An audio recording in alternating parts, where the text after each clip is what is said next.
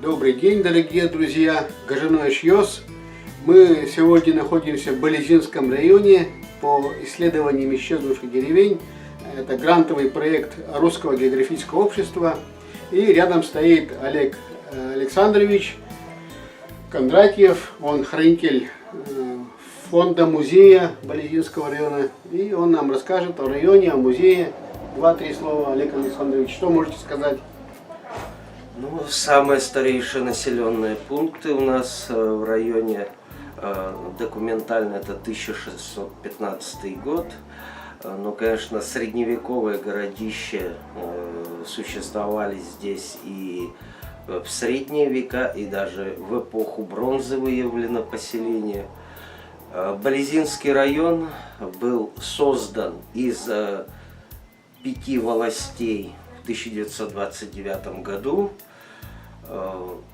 Район считается одним из самых крупнейших в Удмуртии и по площади, ну, по населению, конечно, уступает городским районам. И на данный момент население района насчитывается около 30 тысяч человек. Ну и, конечно, насчитывается значительное количество исчезнувших деревень, в том числе одно село. А в музее у вас какие экспонаты ценные имеются? Ну, не так и много, скажем так. Все-таки основа материального быта это дерево. Естественно, дерево долго не хранится, учитывая, что дома в деревнях забрасывались, потихоньку они ветшали, разрушались, да и в целом относились не очень тщательно берегли, скажем так, вещи предков. Поэтому не так и много, хотя есть и интересные предметы с богатой историей, начиная где-то с 19 века, а то и даже раньше. В основном, конечно, монеты. Земля очень часто отдает, особенно на пашне, чуть ли не каждый год. Вот если на месте исчезнувших деревень пройтись, то ну, можно несколько монет собрать, просто так вот собирая с земли. Ну, предметы быта в основном уже советского периода. Вилки, ложки, латунные, алюминиевые. Спасибо, Олег Александрович. Ну, поехали по исчезнувшим деревням. Мы приехали на место бывшей деревни Шевчиково.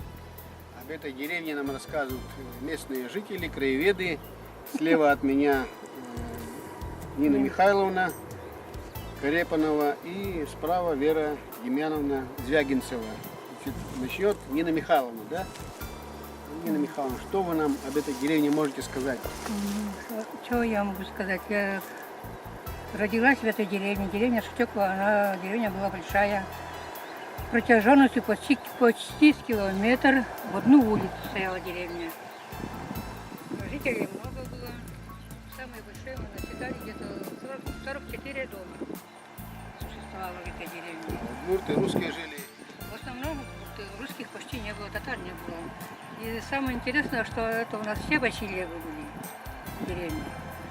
Родственники Почти родственники, да. Это все почти родственники. И когда она примерно исчезла и почему? Ну, сочли его как неперспективной деревней.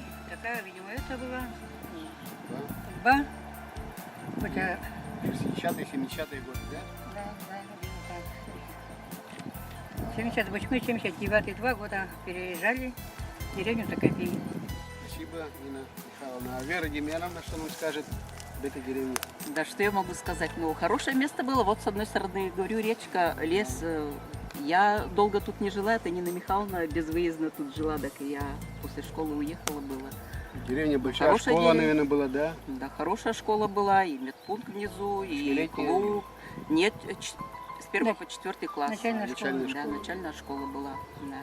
Мы переехали на новое место. Это рядом с железной дорогой бывшая деревня Гинчур справа от меня. Об этой деревне нам несколько слов, наверное, расскажет Нина Михайловна, да, и Олег Александрович добавит что-то, что помнит. Что помните, Нина Михайловна, об этой деревне? Большая она была или маленькая? Ну, деревня-то далековато от нашей деревеньки, много не бывали, но больше 20 домов, наверное, тут тоже было. Место тоже очень красивое. Она располагалась близко к разъезду. Тут останавливали еще электрички, Ярский поезд. Все сюда выходили, и Денисперские, и Денисульские, и Шатековские. Друг друга знали. А население какое в основном тут жило, не помните? Удмурты, русские? Удмурты учились в одной школе, мы тоже в Удыпе бегали в школу, они тоже в Удыпецкой школе. Порепановы, наверное, тут жили в основном, как помнится. Я-то вот уже саму деревню не застал, но вот казарма, железнодорожники еще жили, которые обслуживали разъезд. И интересно то, что вот на станции Деньшур работали 3 брата, 2 родных и 1 двоюродный, Карепановы. Они все за долгий 50-летний труд на железной дороге, все 3 были награждены орденом Ленина, высшим орденом Советского Союза. Это интересно, да. Это все они были награждены в период с 51 по 53 год. То есть фактически они начинали работать почти с самого момента, как была построена железная дорога. То есть с 1898. Мы приехали на новое место. Это место, где располагалась деревня с интересным названием Кидаси. Рядом протекает река Пызеп, которая впадает потом в реку Чепцу. И об этой деревне нам поведает Надежда Сергеевна Ардышева. Она библиотекарь Каменно-Владимирской библиотеки. Надежда Сергеевна, что интересного вы расскажете об этой бывшей исчезнувшей деревне? Ну, деревня Кидаси, она стояла по первости на Сибирском тракте, но весной был пожар, и большая часть деревни выгорела. И жители решили отстроить новую деревню уже ближе именно к какому-то водному источнику. А раз здесь у нас уже река Пызеп, значит ближе к речке. Вот они отстроились. Вот это сзади у нас получается дорога идет. Деревня состояла из одной улицы, где-то 10-12 дворов. По рассказам старожителей, дома были такие, вот знаете, очень такие крупные. Очень много держали скотины. Отдельного колхоза не было. Работать ходили в соседнюю деревню речка Люк. Вот, значит, ребята учились в Банинской школе. Также в деревне Кидаси был участок сплавной. И жители работали как в деревне речка Люк, так и на сплавном участке. Также здесь работали и жители из ближайших деревень, и очень много незнакомых людей. Также для вот этих вот жителей, которые работали, работников сплавного участка, была построена общественная баня, где они могли вот помыться, да, и был магазин, где отоваривались не только жители этой деревни, но и близлежащих. Даже, например, отоваривались из деревни Рассвет. Вот. Олег Александрович, что добавите про эту деревню? Ну, как уже говорилось, что в начале деревня стояла в другом месте. Эта деревня контролировала на своеобразном перевале Сибирский тракт. И во время наступления Красной Армии в июне 19 года здесь стоял опорный пункт колчаковских войск. И бои за деревню были очень жестокими. Погибло много и красноармейцев, и белогвардейцев. Тут несколько захоронений есть. Ну и о том, насколько эти бои были серьезные, такой факт. Еще в 60-е годы школьники, когда ходили вдоль Чепцы в турпоходы, находили здесь и пулеметы, и винтовки. земля как раз начала их из оплывших, осыпавшихся траншей выдавливать на поверхность. Ну, естественно, все оружие пришлось школьникам сдать в милицию, поскольку дело это было уголовное по тем временам. Ну и интересно то, что вот в небольшой деревеньке родилась Елена Александровна Никифорова. Это первая женщина нарком образования Удмуртии. Она дважды возглавляла образование республики, вначале как нарком, а затем уже как министр. В годы войны она очень много сделала для организации здесь эвакуированных с запада детских домов из Прибалтики, из Белоруссии, из Ленинградской области. И Елена Александровна была награждена 4 орденами. Орден Ленина и 3 ордена Знак почета. Ну и также медали. Соседняя деревня, вот Рассвет, как говорили, тоже родина еще одной знаменитости. Это Екатерина Митрофановна Карепанова, директор школы номер 2 поселковой, директор Кожельской школы. Она была удостоена звания «Народный учитель СССР». Ну и была почетным гражданином Удмуртии. Мы подъехали на новое место, на краю поля стоим, у высокого тополя. Это, оказывается, место еще деревни Тимошина.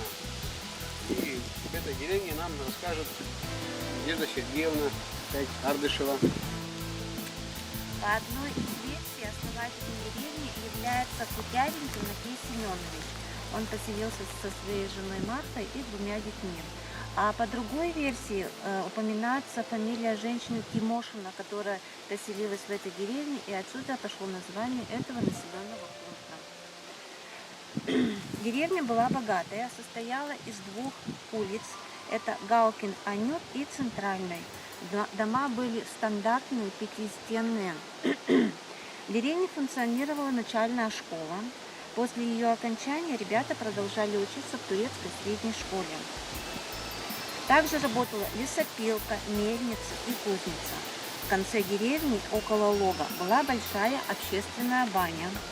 В первые годы постройки она предназначалась по назначению. И что интересно, в первую баню ходили мужчины, затем только женщины и дети. Многие работали, жители этой деревни работали в колхозе с земледельцами и животноводами. Вокруг деревни были большие плодородные поля, и каждый год, поля были плодородные, всегда был урожай. Многие жители работали на сплаве речки Люк. Этих мужчин в народе называли бурлаками. Река в то время была широкая, глубокая и рыбная. Около реки стоял локомобиль, паровая машина, за счет которого работала мельница. Мельником работал Салтыков Анатолий. Так. И отток селян начался, когда началось освоение земли целины. И в это же время в деревне произошел пожар. Сгорело 3 хозяйства, и жители уже этой деревни решили отстраиваться более крупными деревнями. И вот тем самым пошел отток с этой деревни, и деревня со временем исчезла. Ну, она исчезла где-то в 70-е годы или 60-е. Да, История об этом умалчивает. да, умалчивая. А еще что известно об этой деревне? Ну вот я хочу сказать, что с этой деревни вышла Раиса Кузьминична Кутявина, которая работала очень многое время врачом-гинекологом, а сейчас она работает в городе Ижевске в 3-й медсанчасти. Она, значит, награждена почетным грамотами Госсовета и Министерства здравоохранения Удмуртской республики. Спасибо, До Надежда сих пор Сергеевна. в поселке Очень ходят интересная легенды об акушере-гинекологе Кузьминичне. Вот она именно вот с этой деревни, простая девушка, которая не сразу поступила в медицинское, работала, по-моему, токарем, но потом в медицинское училище, потом в институт, и вот стала врачом. Надежда Сергеевна, извините, куда мы приехали? Куда вы нас завезли? Это бывшая деревня Новый Люк. И вот из воспоминаний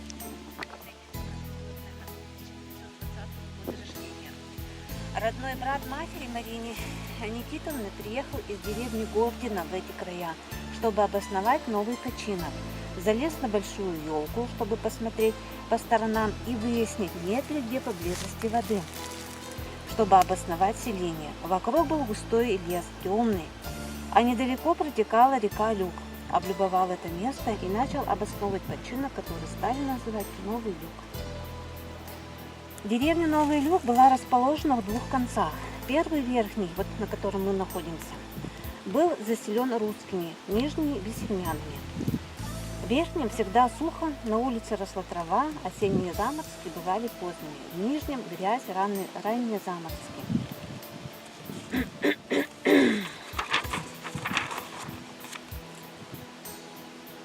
Жители, как и во всех населенных пунктах, занимались земледелием и животноводством. В колхозе держали свиней, коров, лошадей и телят. Имелась колхозная маслобойня. Вся работа по изготовлению масла делалась вручную. Сначала собирали сметану, а затем бели и промывали. Готовую продукцию сдавали государству. Возле пруда стояла кузница. В разное время в ней трудились Трубицын Аркадий Николаевич и Тютин Аркадий Поликарпович. В кузнице делали полозья для саней, сани и дровник. Изготовление было не хитрое, но трудоемкое. Весной привозили заготовки из леса. Затем обрабатывали на специальном станке, чтобы придать форму, и отправляли в печь для нагрева. Затем их загибали, фиксировали и сушили. А осенью из готовых полозьев делали сани и дровник. Они были основным плужевым транспортом. Из воспоминаний Биянова Анатолия Николаевича. В детстве, когда мне и моим сверстникам было по лет 10, а может лучше, а может меньше, мы помогали изготовлению угля. Возле речки Люк копали траншеи примерно 5 на 5 метров, клали в нее бревна, закрывали, делали отдушины и поджигали. Всю ночь шел процесс томления бревен. Утром все это разгребали и готовый уголь увозили уже на лошади в кузницу. В деревне был построен дом, в котором находилась контора, клуб, медпункт и магазин. Ежедневные разнарядки колхозников, пятиминутки, членов правления колхоза и собрания проходили в конторе. Такое здание. И когда она деревня исчезла примерно?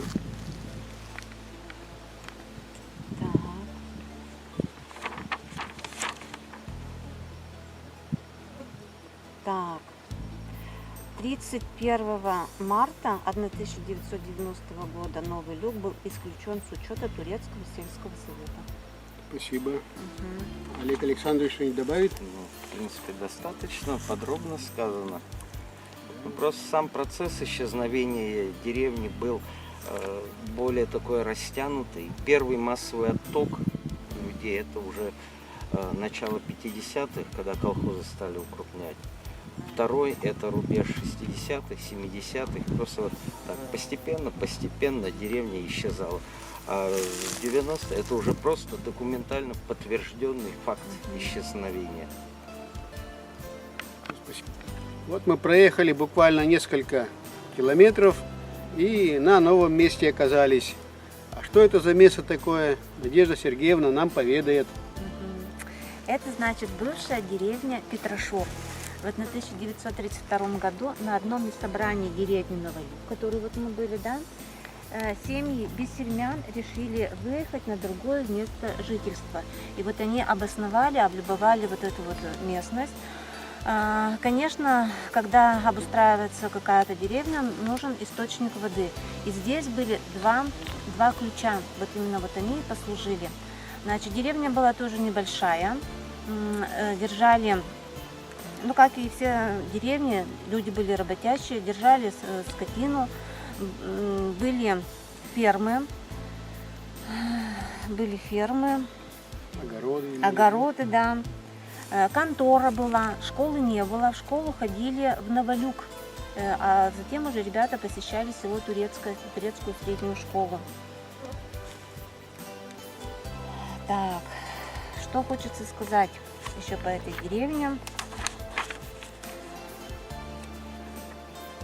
Отличительной чертой, вот я хочу даже, например, уже сделать какой-то итог, отличительной чертой вот этих трех деревень, Тимошино, Петрашур и Новолюк, это вот жители, они, знаете, они как-то вот выходцы, один житель из другой, либо переезжали, и они были очень дружные, и как из воспоминаний вот жителей, мы, говорит, все праздники отмечали вместе, особенно Турнаны Патон, это когда выходили косить траву, ныл брага, а 17 ноября, это на Михайловский день, они говорили, мы ездили в Юнду, а и с Юнды уже жители, там же бессемяне тоже, вот как же, вот, да, эти тоже получаются бессемяне, они уже приезжали с конкретным визитом к нам, мы угощали уже все, вот это очень хорошая, как бы, такая вот черта была. А вот еще из воспоминаний бывших жителей деревни. Бабам Гопи, это такая местность, да, недалеко от деревни, близ родника, сельские жители варили самогон. Это было всегда, Да. Была общественная таганка, емкость под брагу на стальных ножках, дрова, а охлаждение шло за счет родниковой воды. Так жители по очереди и пользовались этим инструментом. А для удобства сельским жителям до войны хотели провести водопровод. Ну какой водопровод? Это тоже в виде ой, трубах. это даже не трубы, Лотки. колоды, лотки, чтобы каждое хозяйство Деревянный акведук. да, заходило в хозяйство, чтобы для облегчения. Но началась война, и на этом как бы вот все эти вот все это дело и А на войне много погибло жителей, не написано в истории. не вернулось 11 человек вот с этой деревни. Ушло, наверное, 2-3 раза больше. Да. А знаменитые кто-нибудь отсюда вышли? Здесь вот семья Галкиных, вот мы же были в Тимошино тоже, Аня, как Галкина тоже. Семья Галкиных, который вот он вместе с бессермянами обосновал эту деревню. Он был очень умным человеком, образованным, трудолюбивым. И вот все вот эту вот документацию как раз с этой документацией ходил он. Но его в свое время сказали, объявили как кулаком, раскулачили, все вынесли. И он поехал в Москву. Калинина погиб. Да, Калинину, который дал ему постановление, там бумагу, на которой что никаких как бы предпосылок к этому не было. И чтобы все это ему вернули. Ну, конечно, ему ничего не вернули. Все, что смогли, вынесли. Даже было написано, что семья как бы что-то сохранит, там 2 тулупа, там еще что-то, полотенце что ли вынесли соседям. Даже это как бы вот не вернули. И он, когда приехал, ничего нету, а как-то надо жить, детей надо воспитывать. Он пошел на работу по строительству моста через Чепцу. Но он хорошо работал, все нормально, но как-то вот он заболел простудным заболеванием, воспалением легких, и тем там вот он умер. Но вот он как бы славился